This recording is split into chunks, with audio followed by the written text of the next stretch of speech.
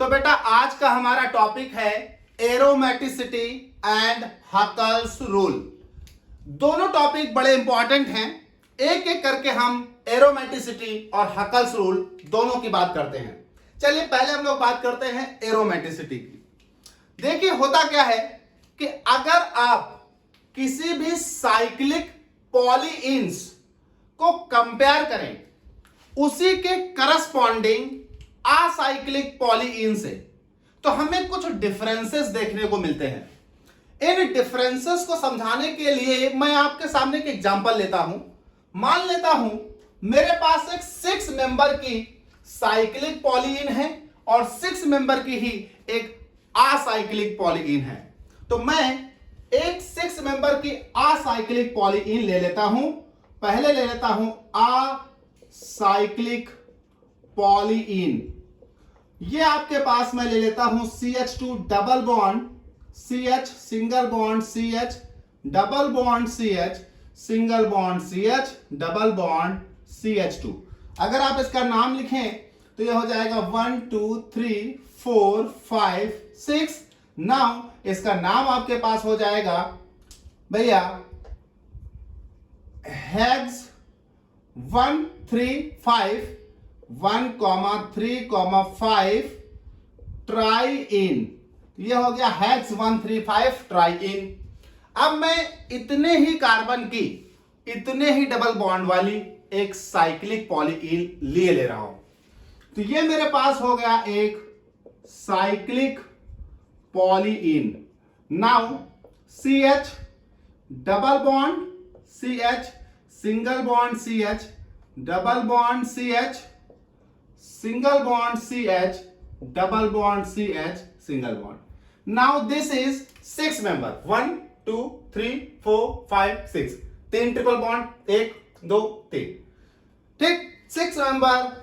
और same condition में अगर हम यहां से नंबरिंग करते हैं 1 2 3 4 5 6, तो देखिए पहले पर, तीसरे पर और पांचवें पर ट्रिपल बॉन्ड है। 6 मेंबर की है, साइक्लिक है। और ये आप सभी लोग जानते हैं ये बेंजीन है।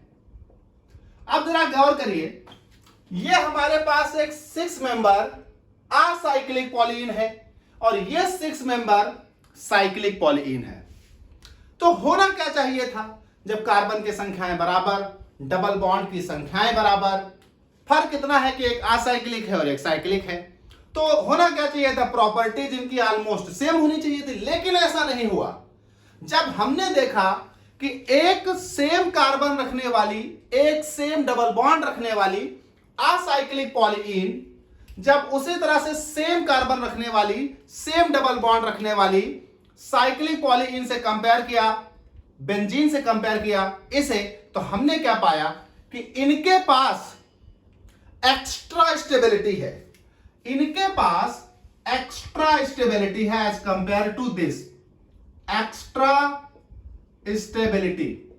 साथ ही साथ इनके पास लार्ज रेजोनेंस एनर्जी है, लार्ज रेजोनेंस एनर्जी है। किसके कंपैरिजन में? इनके पास, इनके कंपैरिजन में इनके पास एक्स्ट्रा स्टेबिलिटी है, लार्ज रेजोनेंस एनर्जी है।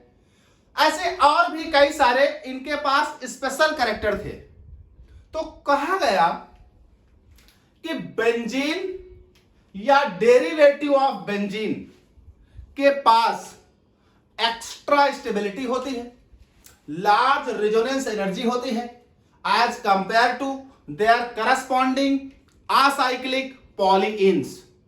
बेटा इन कैरेक्टर्स को, extra stability, large resonance energy of cyclic conjugated polyenes को हम कहते हैं एरोमेटिक कैरेक्टर्स या एरोमेटिसिटी।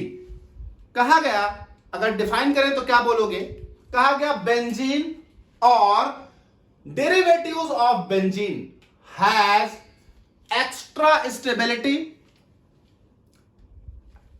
एक्स्ट्रा रेजोनेंस एनर्जी या कह लीजिए large resonance energy as compare to their corresponding acyclic polyenes. These characters are called aromatic characters और aromaticity। और ऐसे कंपाउंड जो बेंजीन के ये कैरेक्टर रख रहे हों, इवन बेंजीन खुद, ये ऐसे कंपाउंड्स कहलाएंगे एरोमेटिक कंपाउंड्स, और इनके इन कैरेक्टर्स को हम कहेंगे एरोमेटिसिटी या एरोमेटिक कैरेक्टर्स। अब देखिए, हमारे पास किसी भी कंपाउंड को यह कहना कि ये एरोमेटिक है या एरोमेटिक नहीं है, यह पता करने के लिए एक भाई साहब आए, हकल। इनका नाम था इरिक हकल। तो हम लोग अगर हकल्स रूल की बात करें तो एक भाई साहब आए, इरिक हकल। इरिक हकल 1931, इरिक हकल ने 1931 में कुछ रूल्स दिए, इंप्रिकल रूल्स। 4 रूल थे। इन रूल्स को हमने कहा हकल्स रूल। देखिए, लोग एक ही रूल लेकर आगे चल देते हैं, 4n+2 = पाई। एक्चुअली हकल्स रूल 4n+2 = पाई एक ही रूल नहीं है, 4 रूल्स का पूरा एक सेट है। जब उन चारों रूल्स को अप्लाई करोगे तो आप जान जाओगे कंपाउंड एरोमेटिक है कि एरोमेटिक नहीं है। तो कहा गया 1931 में इरिक हकल ने, एक जर्मन साइंटिस्ट थे, तो 1931 में इरिक हकल ने aromaticity, aromatic character, aromatic compounds को पहचानने के लिए एक सेट ऑफ रूल्स दिया, जो सेट ऑफ रूल्स कहलाता है हकल्स रूल। इसमें कई रूल हैं। पहला रूल, हकल्स रूल का पहला रूल है जो कहता है कि जिस कंपाउंड को आप चेक कर रहे हो कि वो कंपाउंड एरोमेटिक है या नहीं है, उसमें सबसे पहला रूल यानी सबसे पहला कैरेक्टर यह होना चाहिए कि वो कंपाउंड साइक्लिक होना चाहिए और प्लेनर होना चाहिए। A compound should be cyclic and planar. मतलब अगर आप चाहते हैं कि कोई कंपाउंड एरोमेटिक हो तो उस कंपाउंड को हकल्स रूल का पालन करना होगा, और अगर वो कंपाउंड हकल्स रूल का पालन करता है तो वो कंपाउंड एरोमेटिक होगा। और हकल्स रूल क्या है? तो पहला रूल यह है कि कंपाउंड साइक्लिक होना चाहिए और प्लेनर होना चाहिए। तो भैया मॉलिक्यूल या कोई आयन हो तो वो मॉलिक्यूल या ion must be cyclic and planar. तो पहला रूल है द मॉलिक्यूल और ion must be cyclic and planar. तो मॉलिक्यूल या आयन साइक्लिक हो और प्लेनर हो। अगर कोई कंपाउंड इस पहले नियम का पालन करता है तो वो एरोमेटिक हो सकता है। क्यों हो सकता है? क्यों? क्योंकि बेटा 4 रूल हैं, जब वो चारों नियमों का पालन करेगा तब वो एरोमेटिक होगा। तो ये हो गया पहला कि वो कंपाउंड एरोमेटिक अगर होना चाहे तो उस कंपाउंड को साइक्लिक होना होगा और प्लेनर होना होगा। दूसरा पॉइंट, दूसरा रूल क्या कहता है कि अगर वो साइक्लिक और प्लेनर मॉलिक्यूल एरोमेटिक होना चाहिए तो उसके पास डीलोकेलाइज्ड पाई इलेक्ट्रॉन्स होने चाहिए। क्या होने चाहिए? मतलब द मॉलिक्यूल और आयन मस्ट हैव delocalized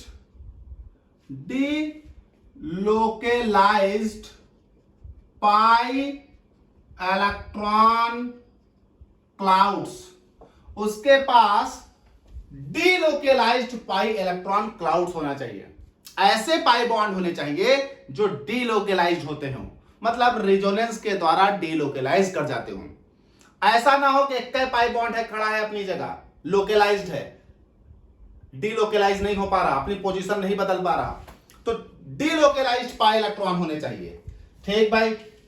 तीसरा पॉइंट, जो डीलोकेलाइज्ड पाई इलेक्ट्रॉन्स हैं वो उस रिंग में मौजूद सभी कार्बन के पास गुजरने चाहिए। मतलब किसी भी रिंग में जितने कार्बन हैं वो डीलोकेलाइज्ड पाई इलेक्ट्रॉन्स रेजोनेंस के दौरान सभी कार्बन से एक बार होकर गुजरें।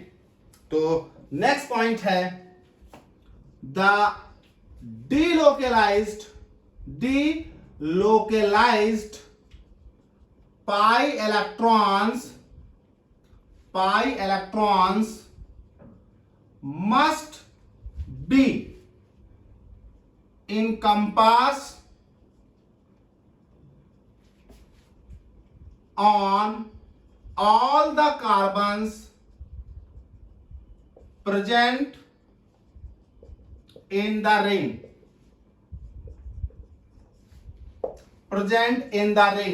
उस रिंग में मौजूद जितने भी कार्बन हैं उन सभी कार्बन से वो पाई इलेक्ट्रॉन क्लाउड पास होने चाहिए। और चौथा और सबसे इंपॉर्टेंट रूल 4n+2 = पाई। मतलब चौथा पॉइंट कि कंपाउंड के पास पाई इलेक्ट्रॉनों की संख्या हमेशा 4n+2 के बराबर होनी चाहिए। The pi electrons must be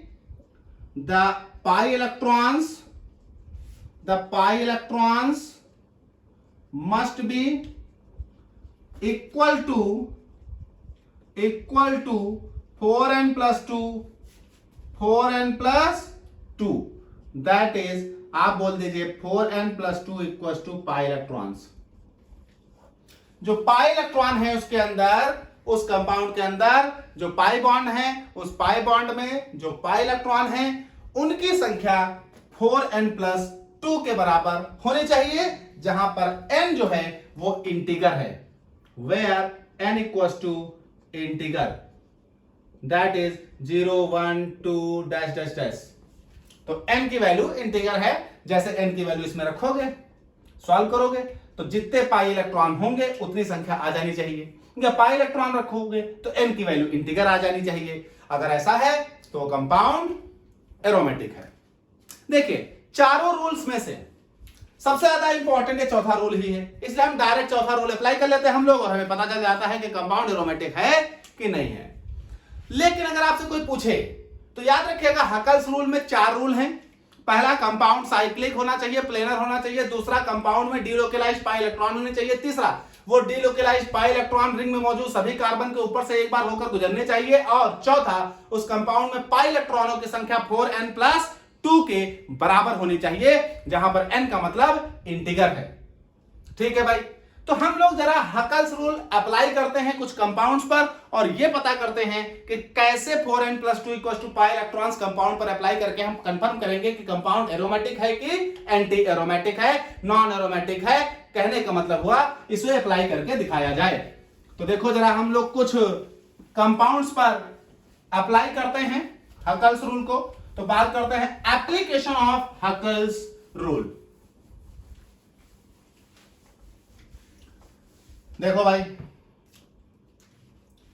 application of Huckel's rule. देखो सबसे पहले हम लोग बेंजीन पर अप्लाई करते हैं और देखते हैं कि बेंजीन एरोमेटिक है कि नहीं है, और है तो कैसे आप प्रूफ करोगे कि बेंजीन एरोमेटिक है। देखिए बेंजीन का स्ट्रक्चर सबको पता है। ये आपका होता है बेंजीन, 6 कार्बन मेंबर होती है, 3 पाई बॉन्ड होते हैं दिस। अब इस पर अप्लाई कर दीजिए 4n+2 = पाई इलेक्ट्रॉन्स। बेटा कितने पाई बॉन्ड? 3 pi bond. एक पाई बॉन्ड में इलेक्ट्रॉन कितने? 2। बेटा सभी बॉन्ड में इलेक्ट्रॉन 2 ही होते हैं, चाहे पाई हो चाहे सिग्मा हो। तो 3 पाई बॉन्ड मतलब 6 इलेक्ट्रॉन। तो जरा रखो यहां पर, तो ये हो जाएगा 4n+2 = 6। बेटा है हो जाएगा 4n = 6 - 2, तो 4n = 4 यानी n = 4/4 = 1। n की वैल्यू इंटीगर आ गई, मतलब कंपाउंड एरोमेटिक है। एरोमेटिक अगर कभी भी पाई इलेक्ट्रॉनों की संख्या रखने के बाद वो एरोमेटिक होगा तो n की वैल्यू इंटीगर आ जाएगी। ठीक भाई, पहले वाले 3 रूल ऑलमोस्ट सब पर अप्लाई हो जाएंगे जब एरोमेटिक होगा। तो अगर नहीं होगा तो कंपाउंड सीधे दिख रहा होगा। पहला तो साइक्लिक होना चाहिए, ये है। डीलोकलाइज्ड पाई इलेक्ट्रॉन होने चाहिए, है। डीलोकलाइज्ड पाई इलेक्ट्रॉन पूरे बेंजीन रिंग में सब पर जाएंगे। अगर आप देखें एक बार यहां, एक बार यहां, एक बार यहां, पूरी रिंग पर शिफ्ट हो जाएंगे। तो तीनों रूल फॉलो कर रहा था, उनमें कोई प्रॉब्लम नहीं होती है। मेन रूल आपको लगाना होता है चौथा। चलिए और देख लेते हैं नेप्थलीन। दूसरा कंपाउंड ले लेते हैं हम लोग नेप्थलीन। इन पर जरा अप्लाई करते हैं, तो ये हो गए नैप्थलीन। चलिए 4n + 2 = पाई इलेक्ट्रॉन्स, तो ये हो गया 4n + 2 = 10। देखिए 2 2 4 2 6 2 8 2 10 10, तो ये हो जाएगा 4n = 8। ये हो जाएगा n = 8/2। कैसे 8/2 उधर भेजोगे, 10 - 2 8, तो n = 2। बेटा ये भी एरोमेटिक, क्यों? क्योंकि इंटीगर आ गया। चलिए नेक्स्ट एक और ले लेते हैं, एंथ्रासिन।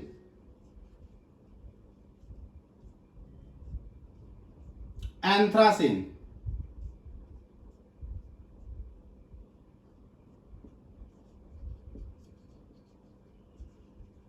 एंथ्रासिन 1 2 3 4 5 6 7, तो ये हो जाएगा 4n + 2 = पाई इलेक्ट्रॉन्स।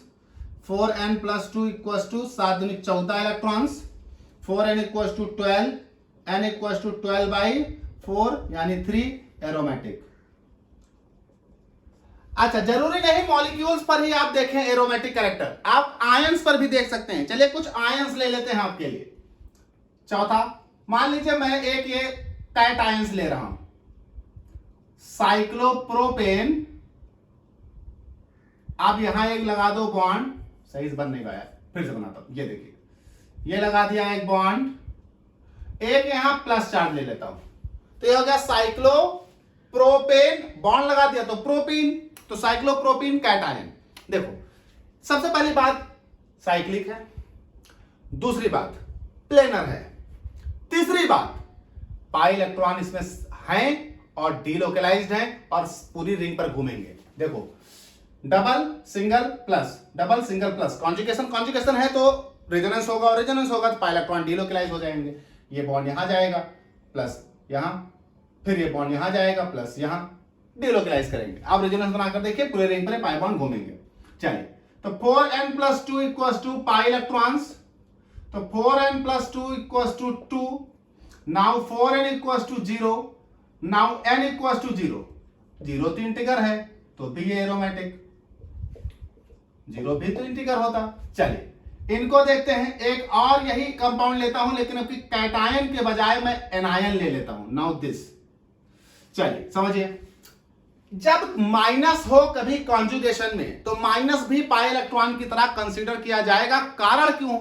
देखो माइनस सिंगल डबल, तो ये माइनस सिंगल डबल, माइनस यहां बॉन्ड बनाएगा, ये आगे टूटेगा, यानी ये माइनस तुरंत अगले ही क्षण पाई बॉन्ड बन जाएगा, ये पाई बॉन्ड आएगा माइनस, यानी माइनस और पाई बॉन्ड का डीलोकलाइजेशन है। यानी माइनस और पाई बॉन्ड कॉन्जुगेशन में है, तो माइनस में मौजूद इलेक्ट्रॉन पाई बॉन्ड में मौजूद इलेक्ट्रॉन आपस में कॉन्जुगेशन में होने के कारण ये एक दूसरे में इंटरचेंज होते रहेंगे, मतलब रेजोनेंस दिखा रहे हैं, मतलब माइनस वाले electron pi bond electron minus बनेंगे, मतलब they are considered as a pi electrons.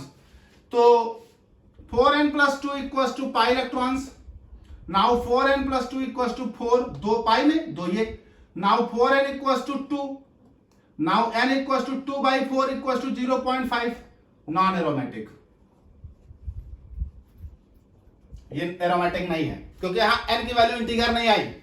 चलिए अगला देख लेते हैं। और हम अब की ऐसा ले लेते हैं, नाउ दिस। चलिए मॉलिक्यूल है, बिल्कुल है, double bond single bond, double bond single bond alternate है, साइक्लिक है, प्लेनर है, सारे पाई इलेक्ट्रॉन सब पर इनकम्पास भी कर रहे हैं, मतलब घूम भी रहे हैं। चलिए तो ये 4n + 2 = pi electrons, 4n + 2 = 4, 4n = 2, n = 2/4, 0.5 फिर आ जाएगा। बेटा फिर से नॉन एरोमेटिक है, ये नॉन एरोमेटिक। तो बेटा बिल्कुल सीधा सीधा फंडा है, आप समझ गए कि अगर आप 4n + 2 = पाई इलेक्ट्रॉन अप्लाई करें और n की वैल्यू इंटीगर आ जाए तो एरोमेटिक, और n की वैल्यू इंटीगर ना हो तो नॉन एरोमेटिक, मतलब एलिफेटिक हो, जो भी हो, नॉन एरोमेटिक है। अच्छा चलिए यहां एक कॉन्सेप्ट बता देता हूं, एक जुगाड़ बता देता हूं, एक नोट बता देता हूं।